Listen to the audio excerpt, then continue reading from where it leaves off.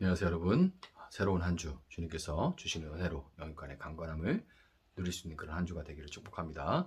오늘 본문은 신명기 21장입니다. 네 하나님 여호와께서 내게 주어 차지하게 하신 땅에서 피살된 시체가 들에 엎드러진 것을 발견하고 그 쳐 죽인 자가 누구인지 알지 못하거든.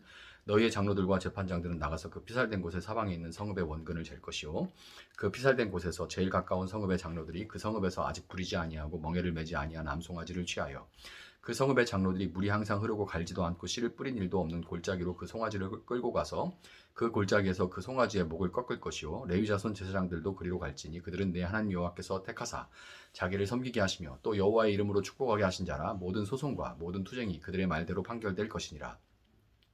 그 피살된 곳에서 제일 가까운 성읍의 모든 장로들은 그 골짜기에서 목을 꺾은 암송아지 위에 손을 씻으며 말하기를 우리의 손이 이 피를 흘리지 아니하였고 우리의 눈이 이것을 보지도 못하였나이다. 여호와여 주께 속량하신 주의 백성 이스라엘을 사하시고 무죄한 피를 주의 백성 이스라엘 중에 머물러 두지 마옵소서 하면 그 피 흘린 죄가 사함을 받으리니 너는 이와 같이 여호와께서 보시기에 정직한 일을 행하여 무죄한 자의 피 흘린 죄를 너희 중에서 제할지니라. 네가 나가서 적군과 싸울 때 네 하나님 여호와께서 그들을 네 손에 넘기심으로 네가 그들을 사로잡은 후에 네가 만일 그 포로 중에 아리따운 여자를 보고 그에게 연연하여 아내를 삼고자 하거든 그를 내 집으로 데려갈 것이요 그는 그 머리를 밀고 손톱을 베고 또 포로의 의복을 벗고 네 집에 살며 그 부모를 위하여 한 달 동안 애곡한 후에 네가 그에게로 들어가서 그의 남편이 되고 그는 네 아내가 될 것이요 그 후에 네가 그를 기뻐하지 아니하거든 그의 마음대로 가게 하고 결코 돈을 받고 팔지 말지라.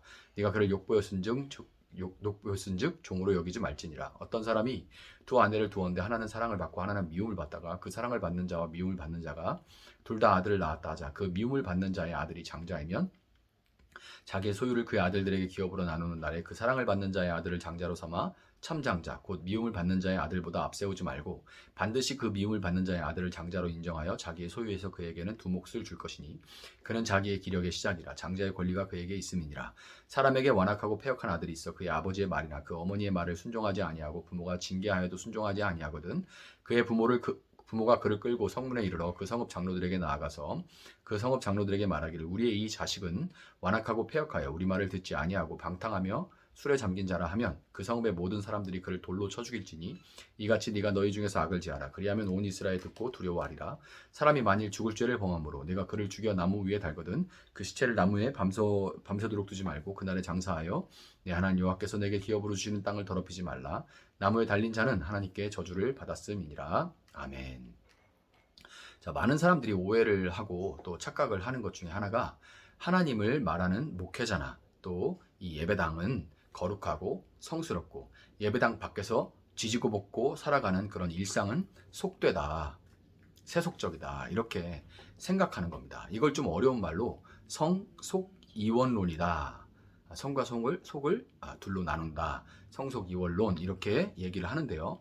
이 성속이원론이 목회자 입장에서는 좋아요. 왜냐하면 이 얼핏 목회자를 성직자로 여기고 그냥 직장 생활하는 직종이 아니라 성직자로 여기고 존대하는 것처럼 느껴질 수 있기 때문에 목회자에게는 좀 유익하다. 그렇게 생각할 수 있지만 이것은 예배당 안과 밖에 이중적인 삶을 합리화하게 만드는 전형적인 한국교회의 병폐 중에 하나라고 할 수 있습니다. 오늘 본문에서 모세는 공동체, 그 중에서도 특별히 가정에 대한 규정을 설교하고 있는데요. 앞선 본문들에서 예배, 성전, 그리고 전쟁과 같은 뭔가 굵직굵직하고 큼직큼직해 보이는 주제를 다뤘던 것에 비해서 다소 사소하게 느껴질 수도 있지만 반대로 하나님은 우리 모두가 속해 있고 요즘은 이제 모양이 좀 다양하죠. 가정의 모양이 다양하지만 그러나 누구든지 한 가정에는 속해 있죠. 그리고 가장 많은 시간을 보내는 그런 관계 공동체입니다. 이 관계 공동체인 가정에 있어서도 하나님의 통치와 다스림이 임하기를 원하신다는 것을 우리가 알 수가 있는 거예요. 먼저 여자 포로를 아내로 삼는 규정이 나오는데 이 규정은 하나님께서 금지하신 가나안 여인들을 가리키는 것이 아니라 하나님은 가나안 여인들과 혼인하지 말라 하셨는데 또 포로로 잡은 여인과 결혼하는 얘기는 또 뭐냐 이렇게 생각할 수 있는데 그게 아니라 신명기 20장 한 장 전에 10절부터 15절에서 언급된 이 멀리 떨어져 있는 성읍들이 항복했을 때 그때 그 성읍의 여인들을 포로로 잡았을 때 그 중에 한 명하고 혼인하는 그런 얘기를 일컫는 겁니다. 모압 여인들과의 음행으로 인한 심판도 경험을 했고 가나안 땅 여인들과의 혼인도 철저하게 하나님께서 금지하신 것을 볼 때 이스라엘 남자들은 하나님께서 이 문화와 종교가 다른 가치관이 아예 달라버린 이방 여인과의 결혼을 기뻐하시지 않는다는 것을 깨달아야 되는 거죠. 그럼에도 굳이 정복한 성읍에서 포로로 잡은 여인을 아내로 삼으려고 하는 사람이 있고 그에 대한 규정이 따로 있는 것은 예나 지금이나 남자들은 예쁜 여인을 좋아하죠. 성경도 아리따운이라고 굳이 기록해 놨어요. 뭐 믿음이 좋아서요, 신앙이 좋아서요, 마음이 이뻐서요. 아닙니다. 다 예쁘니까 한 거겠죠.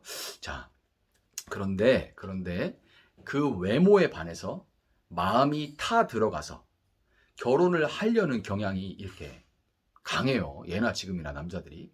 그런데 그 외모에만 빠져서 결혼했다가 그런 식으로 소위 그 콩깍지가 벗어지고 나면 그 불탔던 마음만큼 사소한 것부터 큰 것까지 서로 맞지 않는다고 하면서 미워하고 더 나아가서 혐오하거나 막 학대를 하는 그런 경우, 그러다가 헤어지는 경우가 얼마나 많습니까? 우리가 너무 쉽게 연예인들이 그냥 정말 잘생기고 예쁜 손남 손녀들이 이렇게 만나가지고 가정을 이뤘다가 불과 몇 개월, 1년, 2년 만에 헤어지고 그러고 나서 소송이 생기고 서로 그 소송에서 막 죽이네 살리네 이러고 또 각자 프로그램에서 막 나가가지고 서로 막 흉보고 이런 일 참 많이 보지 않습니까? 근데 그건 연예인들만 그런 게 아니죠. 일상에서도 많은 사람들이 그렇게 하고 있습니다. 좋아 죽는다고 했다가 그렇게 또 너무 이쁘고 너무 잘생겼고 뭐 이러다가 그냥 혐오하고 뭐가 성격이 안 맞는다, 모든 게 안 맞는다, 막 이렇게 되는 경우 얼마나 많아요. 세상이 바뀌면서 반대가 되는 이런 극단적인 사례들도 종종 접하게 되지만 대개 그런 식으로 갈라지게 되면 더 많이 잃는 쪽은 동서고금 막론하고 대개 여성입니다. 그래서 하나님은 포로로 잡은 아리따운 여자를 보고 연연하여 아내를 삼고자 할 경우에 집으로 데리고 와서 여인으로 하여금 머리를 밀고 손톱을 베고 잡혀올 때 입었던 예쁜 옷도 이제 정착민들이었으니까 예쁜 옷을 입고 있었겠죠. 그 예쁜 옷도 벗고 상복을 입게 한 다음 한 달 동안 부모를 위해 또 두고 떠나야 하는 고향을 위해서 애곡하도록 하십니다. 이거 왜 그럴까요? 하나님의 기막힌 묘수이고 이런 세상에 허용된, 그러니까 허용하실 수밖에 없는 그 죄악된 세상에서 사람들이 막 그렇게 살아가니까 그 허용을 하시되 그것을 최대한 통제하기 위해서 이런 규정들을 두신 거예요. 그때나 지금이나 여인의 이 아름다운 머릿결은 미의 기준 중에 1순위인데 뭐 뽀얀 피부, 긴 생머리, 머릿결 좋은 그런 거. 그런데 그 머리를 삭발하고 네일 아트 한 거는 싹 다 잘라버리고 옷도 펑퍼짐한 상복을 입고 한 달이 지나도 막 이제 애곡을 해가지고 눈은 퉁퉁 붓고 부석부석해지고 머리는 빡빡 밀고 손톱은 다 자르고 이런 상태로 한 달이 지난 후에도 그 여인에 대한 마음이 동일한지를 살피도록 하신 거예요. 저야 처녀 때보다 지금 집사람의 모습이 더 이쁘게 보이지만 대개 이렇게 한 달을 지나고 나면 아니겠죠. 진짜입니다. 하나님은 절대로 이 외모에 끌린 것을 사랑으로 착각해서 문화와 종교, 가치관과 태도가 다름에도 경솔하게 가정을 이루는 것을 반대하시는 겁니다.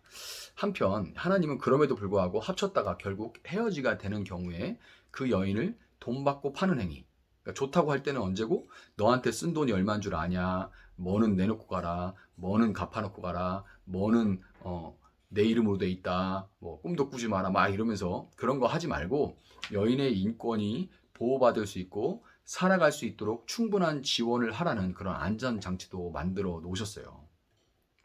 장자의 상속권과 관련해서 하나님은 아담과 하와 이야기에서 볼 수 있듯이 하나님은 일부 일처제를 명하시지만 타락한 세상에서 일부 다처제의 문제가 발생할 수 있다는 것을 전제로 하십니다. 일부 다처제 해라가 아니에요. 타락한 세상에서 그렇게 될 수 있다는 것을 하나님께서 인정하신 겁니다. 전제로 하고 계신 거예요. 그래서 그것을 최대한 줄여나가시려고 하는 거예요. 하나님 말씀에 불순종했을 때 일어나는 문제들을 우리는 야곱과 그 아내들 사이 그리고 그 자녀들 사이에 벌어진 갈등들을 통해서 충분히 알 수가 있습니다. 하나님은 하나님과 달리 갈라질 수밖에 없는 인간의 사랑, 즉 이 편애로 인해서 대개의 경우 첫째, 둘째, 셋째, 넷째 뭐 이렇게 부인이 있으면 제일 막내를 가장 편애하겠죠. 막내 부인을. 아프리카에서 숱하게 봤거든요. 6명, 아내 6명, 뭐 7명, 자식들은 30명, 40명 이런 사람들도 있는데 아주 막내만 그렇게 좋아합니다. 그러니까 그 막내 여인을 통해서 아내를 통해서 얻게 된 자녀를 더 편애하게 되겠죠. 사람의 사랑은 고를 수가 없습니다. 그런 일들 때문에 자녀들이 정당한 돌봄을 받지 못하는 일이 없도록 장자 상속권을 통해서 그들을 보호하시는 거예요. 인간이 저지르는데 하나님은 그것을 보호하시려고 장치들을 마련하시는 거죠. 폐역한 아들에 내리는 법은 불순종하는 자녀를 돌로 쳐 죽이라는 말로 인해서 아무리 고대 사회라 해도 쉽게 납득이 안 갈 수가 있는데 실제로 이 법이 항상 강압적으로 시행됐다는 단 하나의 판례도 성경에서 우리가 찾을 수가 없기 때문에 21절에서 온 이스라엘이 듣고 두려워하리라 라는 이 말처럼 강력한 경고로 주셨다고 보는 것이 좋습니다. 우리는 부모의 권위를 무시하고 비웃는 자가 하나님을 두려워할 리가 만무하다는 것을 잘 알기 때문에 하나님께서 부모에게 패역한 자를 얼마나 미워하시는지를 기억해야 할 겁니다. 한 사회에서 죄에 대한 가장 큰 억제책은 백성들이 하나님을 사랑하고 그분의 계명에 순종함으로써 그분을 경외하는 거예요. 그것이 죄에 대해서 가장 큰 억제책입니다. 두려움이 없는 사랑은 유치한 거고요.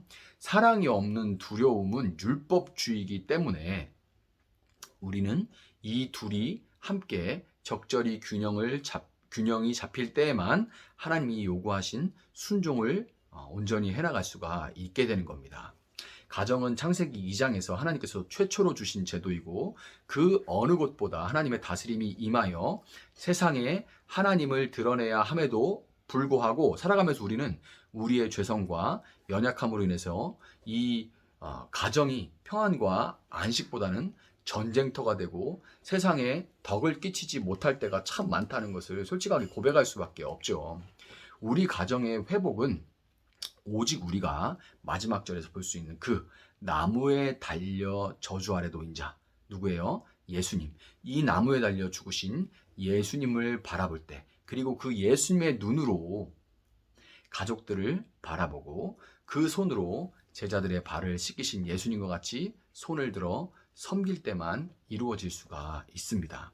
시체가 나무에 달려 있었기 때문에 하나님께 저주를 받은 것이 아니라 그것이 하나님께 저주를 받았기 때문에 나무에 달려 있었던 겁니다. 그분이 우리를 대신해서 저주를 받으심으로 하나님의 가족 공동체로부터 분리된 우리가 그분의 가족이 됐다는 것을 기억하시고 깨지고 상한 우리들의 또 이웃들의 가정을 위해서 기도하고 서로 내가 먼저 손을 내밀어서 아픔을 싸매주고 어루만져 줄 수 있는 여러분들이 될 수 있기를 예수님의 이름으로 축복합니다.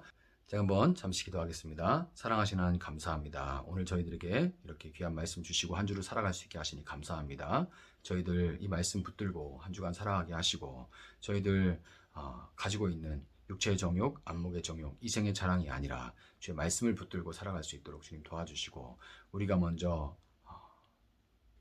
미안한다고 사랑한다고 축복한다고 그렇게 고백할 수 있게 하시고 손을 내밀어 섬길 수 있도록 그리하여 회복이 있는 저희들 가정 주님의 다스림 받는 가정들이 될 수 있도록 하나님 함께하여 주시고 이 가정 정말 온전히 세워져서 빛과 소금의 역할이요 주의 나라를 드러내는 그런 가정으로 모든 가정들 설 수 있도록 하나님 함께하여 주시옵소서. 감사하며 예수님의 이름으로 기도합니다. 아멘.